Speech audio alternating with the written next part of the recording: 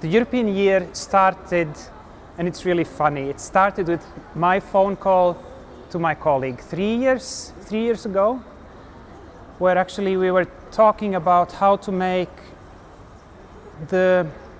use the practice which we had in Latvia, experiencing as a recipient country, from sides of the recipient country, aid coming in from different European member states, supporting our democracy, our system change, whatever, and seeing that actually, I would say 90% of that money was lost, misspent, even wrongly spent, because it was stealing our time for pensioner experts coming to Latvia.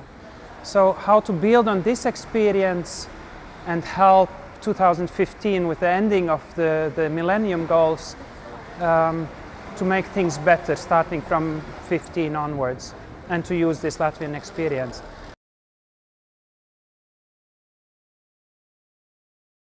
We're very happy actually. There was a risk at a certain moment, which is always linked to these European years, that there is a tendency that Commission wants to show, or member states want to show, how good we are. But it's, well, such a European year for development, it wouldn't work in this kind of selling good messages what we have done. So we're very happy that the Commission took on board those ideas, and that we have really a year where we can engage, talk, reach out to new people, engage people in discussion, and have a joint agenda for the post-15 time frame.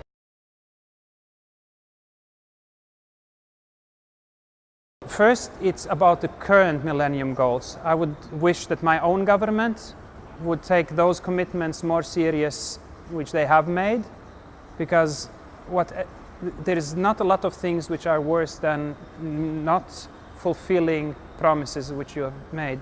You lose trust. You lose trust in your own people lose trust in you, and it's also your partners in the developing world which can lose trust in you. We have, I think, a good chance now with the upcoming new Commission, new Parliament, that also the new commissioners, hopefully, and new parliamentarians will be involved in the process and will push these common interests forward.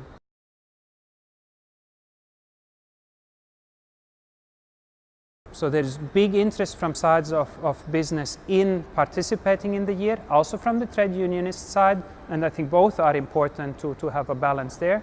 Control as well, a little bit. There is a great potential from business side, also some risks, of course. Me as a civil society, well, an NGO representative, I'm very careful when seeing how far the profit-making agenda is the first when talking with the private sector, and how many business-oriented people have already understood that actually, okay, business is important, but we have as well a real responsibility to wider society. Responsibility in producing what we produce, in selling, to be really a fair player in the market.